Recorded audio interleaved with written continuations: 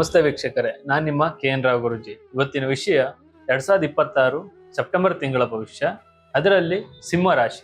ಸಿಂಹ ರಾಶಿಯ ಫಲ ಹೇಗಿದೆ, ಗೋಚರ ಫಲ ಹೇಗಿದೆ, ಗ್ರಹಗತಿಗಳು ಹೇಗಿದೆ ಅದನ್ನ ನಾನು ನಿಮ್ಗೆ ತಿಳಿಸ್ಕೊಡ್ತೀನಿ. ಅದಕ್ಕಿಂತ ಮುಂಚೆ ಈ ಪೇಜನ್ನು ಲೈಕ್ ಮಾಡಿ, ಫಾಲೋ ಮಾಡಿ, ಆದಷ್ಟು ಶೇರ್ ಮಾಡಿ. ಮೊದಲನೇದಾಗಿ ಗ್ರಹಗತಿಗಳು. ಗ್ರಹಗತಿ ಹೇಗಿದೆಪ್ಪ ಅಂತಂದ್ರೆ, ಸೂರ್ಯ ನಿಮ್ಮದೇ ರಾಶಿಯಲ್ಲಿ ಸಂಚರಿಸೋದ್ರಿಂದ ನಿಮಗೆ ಆತ್ಮವಿಶ್ವಾಸ ಮತ್ತು ನಾಯಕತ್ವದ ಗುಣ ಹೆಚ್ಚಾಗ್ತಾ ಹೋಗುತ್ತೆ. ಅಷ್ಟಮದಲ್ಲಿ ಶನಿ ಇರೋದ್ರಿಂದ ಕೆಲಸದಲ್ಲಿ ವಿಳಂಬ, ಆರೋಗ್ಯದಲ್ಲಿ ಏರುಪೇರು ಜಾಸ್ತಿ ಆಗುವ ಸಾಧ್ಯತೆಗಳು ಇದೆ. 12ನೇ ಮನೆಯಲ್ಲಿ ಗುರು ಇರೋದ್ರಿಂದ ಧಾರ್ಮಿಕ ಕಾರ್ಯಗಳಿಗೆ ಹಣ ಖರ್ಚಾಗುತ್ತೆ. ಸ್ವಲ್ಪ ಗಮನವನ್ನ ಹರಿಸಿ. ಮತ್ತೆ ಉದ್ಯೋಗಸ್ಥರಿಗೆ ಯಾವ ರೀತಿ ಇದೆಯಪ್ಪ ಅಂತಂದ್ರೆ, ಕೆಲಸದ ಸ್ಥಳದಲ್ಲಿ ಹೆಚ್ಚಿನ ಶ್ರಮ ಪಡ್ಲೇಬೇಕಾಗುತ್ತೆ. ಯಾಕಂದ್ರೆ ಹೆಚ್ಚು ಶ್ರಮ ಪಟ್ರೆ ಸ್ವಲ್ಪ ನಿಮಗೆ ತಕ್ಕ ಮಟ್ಟಿಗೆ ಯಶಸ್ಸನ್ನ ಕಾಣ್ತಾ ಹೋಗ್ತೀರಾ. ಮತ್ತೆ ಮೇಲಧಿಕಾರಿಗಳ ಜೊತೆ ಮಾತನಾಡ್ಬೇಕಾದ್ರೆ ಸ್ವಲ್ಪ ತಾಳ್ಮೆಯನ್ನ ಕಳ್ಕೊಳಕ್ ಹೋಗ್ಬೇಡಿ. ಸ್ವಲ್ಪ ಏನೇ ಇದ್ರು ಸಹಿತ ಸಮಾಧಾನದಿಂದ ಏನ್ ಮಾತಾಡ್ತಾ ಇದೀವಿ, ಏನಿಲ್ಲ ಯೋಚನೆಯನ್ನ ಮಾಡ್ತಾ ಅವ್ರ ಮುಂದೆ ಮಾತಾಡಿ. ಇಲ್ಲ ಅಂತಂದ್ರೆ ನಿಮ್ಮ ಕೆಲಸಕ್ಕೆ ಸ್ವಲ್ಪ ಅಡ್ಡಿಗಾಲ ಆಗ್ತಾ ಹೋಗುತ್ತೆ. ಸ್ವಲ್ಪ ಅದ್ರ ಕಡೆ ಗಮನವನ್ನ ಹರಿಸ್ತಾ ಹೋಗಿ.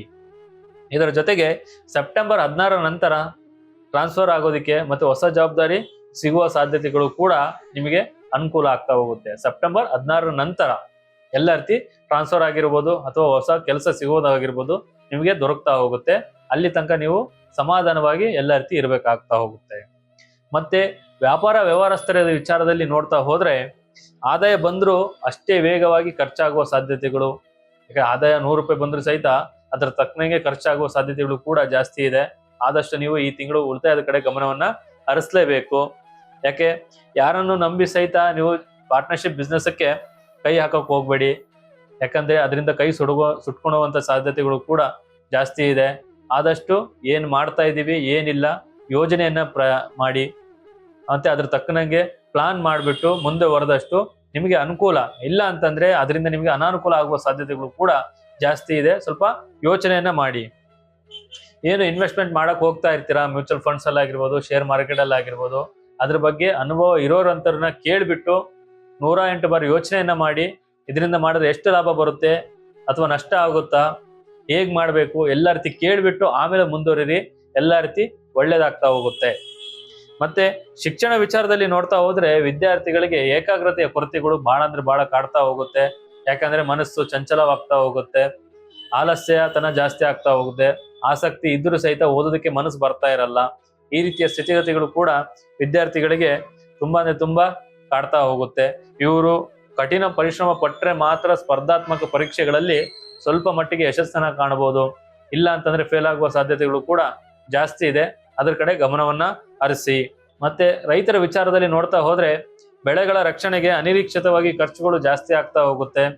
ಅದು ಏನೇ ಒಂದು ಬೆಳೆಗಳು ಹಾನಿಯಾಗದಂತೆ ಒಂದು ಕೀಟನಾಶಕ ಔಷಧಿ ತಗೊಳೋದಾಗಿರ್ಬೋದು, ಅಥವಾ ಇನ್ನು ಏನಾದ್ರು ಬೆಳೆಗಳ ಹಾನಿ ಆಗದಂತೆ ಮುನ್ನೆಚ್ಚರಿಕೆಯ ಕ್ರಮಗಳನ್ನ ತಗೊಳೋದಾಗಿರ್ಬೋದು, ಪ್ರಾಣಿಗಳು ಹೊಲದಲ್ಲಿ ಹೋಗೋದಾಗದಂಗೆ ಕ್ರಮಗಳನ್ನ ತಗೊಳೋದಾಗಿರ್ಬೋದು, ಏನೇ ಒಂದು ಮಾಡೋದಕ್ಕೆ ಅನಿರೀಕ್ಷಿತವಾಗಿ ಖರ್ಚು ವೆಚ್ಚಗಳು ಜಾಸ್ತಿ ಆಗ್ತಾ ಹೋಗುತ್ತೆ.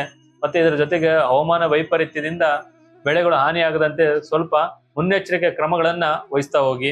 ಎಲ್ಲ ರೀತಿ ಒಳ್ಳೇದಾಗ್ತಾ ಹೋಗುತ್ತೆ.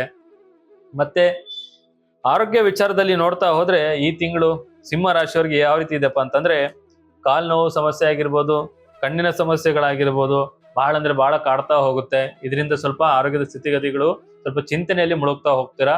ಆದಷ್ಟು ಏನೇ ಒಂದು ಸಮಸ್ಯೆ ಇದ್ರು, ಏನೇ ಒಂದು ಸಣ್ಣ ಪ್ರಮಾಣದಲ್ಲಿ ಸಮಸ್ಯೆಗಳು ಆಗ್ತಾ ಇದ್ರು, ವೈದ್ಯರ ಸಲಹೆ ಪಡೆದಷ್ಟು ತುಂಬಾ ಅನುಕೂಲ ಆಗ್ತಾ ಹೋಗುತ್ತೆ. ಸಣ್ಣದನ್ನ ಅಲ್ಲೇ ಮುರಿದಾಕ್ಬಿಡಿ, ಇಲ್ಲ ದೊಡ್ಡದಾಗಕ್ಕೆ ಬಿಡೋದಕ್ಕೆ ಹೋಗ್ಬೇಡಿ. ಮತ್ತೆ ವಾಹನ ಚಾಲನೆ ಮಾಡಿಸ್ಬೇಕಾದ್ರೆ ನೀವು ಅತಿಯಾದ ವೇಗ ಮಾಡೋದ್ರಿಂದ ಸ್ವಲ್ಪ ಜೀವಕ್ಕೆ ಆಪತ್ತು ಆಗುವ ಸಾಧ್ಯತೆಗಳು ಇದೆ. ಸ್ವಲ್ಪ ಅದ್ರ ಕಡೆ ಗಮನವನ್ನ ಹರಿಸಿ. ವೇಗ ಸ್ವಲ್ಪ ಕಮ್ಮಿನೇ ಮಾಡಿ. ಜಾಸ್ತಿ ಸ್ಪೀಡ್ ಹೋಗಿ ಏನೋ ಒಂದು ಅಪಾಯ ಆಗುವ ಸ್ಥಿತಿಗತಿಗಳು ಮಾಡ್ಕೊಳಕ್ ಹೋಗ್ಬೇಡಿ. ಸ್ವಲ್ಪ ಆದಷ್ಟು ನಿಧಾನಗತಿಯಲ್ಲೇ ಇರಲಿ. ಮತ್ತೆ ಪ್ರೀತಿ ಪ್ರೇಮ ವಿಚಾರದಲ್ಲಿ ನೋಡ್ತಾ ಹೋದ್ರೆ, ಸಣ್ಣ ಪುಟ್ಟ ವಿಷಯಕ್ಕೂ ಕೂಡ ದೊಡ್ಡದು ಮಾಡ್ಕೊಳಕ್ ಹೋಗ್ಬೇಡಿ. ಯಾಕಂದ್ರೆ ದೊಡ್ಡ ಮಾಡ್ಕೊಳ್ಳೋದ್ರಿಂದ ನಿಮ್ಮ ಸಂಬಂಧಗಳೇ ಹಾಳಾಗುತ್ತೆ ವಿನಃ ಬೇರೆ ಯಾರಿಗೂ ಕೂಡ ನಷ್ಟ ಅಂತೂ ಆಗೋದಿಲ್ಲ. ಸ್ವಲ್ಪ ಮೂರನೇ ವ್ಯಕ್ತಿಗಳು ಮಾತನ್ನ ತಲೆ ಕೆಡಿಸ್ಕೊಳಕ್ ಹೋಗ್ಬೇಡಿ. ಸ್ವಲ್ಪ ಏನೇ ಇದ್ರು ಸಹಿತ ನಿಮ್ಮಲ್ಲೇ ಎಲ್ಲ ರೀತಿ ಬಗೆಹರಿಸ್ತಾ ಹೋಗಿ. ಮತ್ತೆ ಇದರ ಜೊತೆಗೆ ಏನಾಗುತ್ತಪ್ಪ ಅಂತಂದ್ರೆ, ಮೂರನೇ ವ್ಯಕ್ತಿಯ ಪ್ರವೇಶ ಆಗೋದ್ರಿಂದ ನಿಮ್ಗೆ ಎಲ್ಲಾ ರೀತಿಯ ಅನುಕೂಲ ಆಗುವ ಸ್ಥಿತಿಗತಿಗಳು ಕೂಡ ತುಂಬಾ ಅಂದ್ರೆ ತುಂಬಾ ಕೆಡಕಾಗ್ತಾ ಹೋಗುತ್ತೆ. ಸ್ವಲ್ಪ ಆದಷ್ಟು ನೀವಿಬ್ರು ಕೂತು ಮಾತನಾಡಿ ಬಗೆಹರಿಸ್ಕೊಳೋದ್ರಿಂದ ಎಲ್ಲ ರೀತಿ ಒಳ್ಳೇದಾಗ್ತಾ ಹೋಗುತ್ತೆ.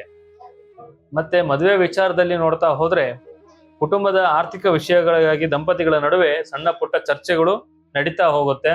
ಸ್ವಲ್ಪ ಆರ್ಥಿಕದಲ್ಲಿ ಏನ್ ಮಾಡ್ಬೇಕು ಏನಿಲ್ಲ, ಈ ತಿಂಗಳ ಎಷ್ಟು ಮಾಡ್ಬೇಕು, ಯಾವ ರೀತಿ ಮಾಡ್ಬೇಕು, ಹೇಗ್ ಮಾಡ್ಬೇಕು, ಎಲ್ಲ ರೀತಿ ಸ್ವಲ್ಪ ಚರ್ಚೆಯನ್ನ ಮಾಡಿ ಮುಂದುವರೆದಷ್ಟು ತುಂಬಾ ಅನುಕೂಲ ಆಗ್ತಾ ಹೋಗುತ್ತೆ. ಮತ್ತೆ ಇದ್ರ ಜೊತೆಗೆ ಏನಾಗುತ್ತಪ್ಪ ಅಂತಂದ್ರೆ ಸಂಗಾತಿಯ ಆರೋಗ್ಯದಲ್ಲಿ ಏರುಪೇರು ಆಗುವ ಸಾಧ್ಯತೆಗಳು ಜಾಸ್ತಿ ಇದೆ. ಸ್ವಲ್ಪ ಅವರ ಕಡೆ ಗಮನವನ್ನ ಹರಿಸ್ತಾ ಹೋಗಿ, ಎಲ್ಲ ರೀತಿ ಒಳ್ಳೇದಾಗ್ತಾ ಹೋಗುತ್ತೆ. ಮತ್ತೆ ಹಣಕಾಸಿನ ವಿಚಾರದಲ್ಲಿ ಹೇಗಿದೆಯಪ್ಪ ಅಂತಂದ್ರೆ ಈ ತಿಂಗಳಲ್ಲಿ ಆಸ್ಪತ್ರೆ ಅಥವಾ ಧಾರ್ಮಿಕ ಕಾರ್ಯಗಳಿಗೆ ಹಣ ಖರ್ಚಾಗುವ ಸಾಧ್ಯತೆಗಳು ಕೂಡ ತುಂಬಾ ಆಗ್ತಾ ಹೋಗುತ್ತೆ. ಸ್ವಲ್ಪ ಉಳಿತಾಯದ ಕಡೆ ಗಮನವನ್ನ ಹರಿಸ್ತಾ ಹೋಗಿ. ಆದ್ರೆ ಇದರ ಜೊತೆಗೆ ಏನಪ್ಪಾ ಅಂತಂದ್ರೆ ಯಾರಿಗೂ ಕೂಡ ಸಾಲವನ್ನ ಕೊಡೋಕ್ ಹೋಗ್ಬೇಡಿ. ಯಾಕಂದ್ರೆ ಅದು ವಾಪಸ್ ತಗೋಬೇಕು ಅಂತಂದ್ರೆ ಬಹಳ ಕಷ್ಟ ಪಡ್ಬೇಕಾಗುತ್ತೆ. ಅದಕ್ಕೋಸ್ಕರ ಯಾರಿಗೂ ಕೂಡ ಈ ತಿಂಗಳಲ್ಲಿ ನೀವು ಸಾಲ ಕೊಡೋಕ್ಕಿಂತ ಮುಂಚೆ 100 ಸಲ ಯೋಚನೆಯನ್ನ ಮಾಡಿ. ಮತ್ತೆ ಇದಕ್ಕೆಲ್ಲ ಬಿಟ್ಟು ನಿಮ್ಮಲ್ಲಿ ಏನೋ ಸಮಸ್ಯೆಗಳು ಕಾಡ್ತಾ ಇದ್ರೆ ಪ್ರತಿ ಶುಕ್ರವಾರ ಲಕ್ಷ್ಮೀ ದೇವಿ ಆರಾಧನೆಯನ್ನು ಮಾಡಿ ಅವರ ಕೃಪೆಗೆ ಪಾತ್ರರಾಗಿ, ಎಲ್ಲ ರೀತಿ ಒಳ್ಳೇದಾಗ್ತಾ ಹೋಗುತ್ತೆ. ಮತ್ತೆ ಇದೆಲ್ಲ ಬಿಟ್ಟು ನಿಮ್ಮ ಮನೆಯಲ್ಲಿ ಜಗಳ ಆಗ್ತಾ ಇರ್ಬೋದು, ದಂಪತಿಗಳ ಮಧ್ಯೆ ಭಿನ್ನಾಭಿಪ್ರಾಯಗಳು ಜಾಸ್ತಿ ಆಗ್ತಾ ಇರ್ಬೋದು, ಪ್ರೇಮಿಗಳ ನಡುವೆ ದೂರ ಆಗ್ತಾ ಇರ್ಬೋದು, ಮತ್ತೆ ಮನೆಯಲ್ಲಿ ಹೇಳ್ಕೊಳ್ಳಾರ್ದೆ ಆದ ಸಮಸ್ಯೆಗಳು ಏನಾರಿದ್ರೆ ಒಮ್ಮೆ ನಮ್ಮನ್ನು ಸಂಪರ್ಕಿಸಿ.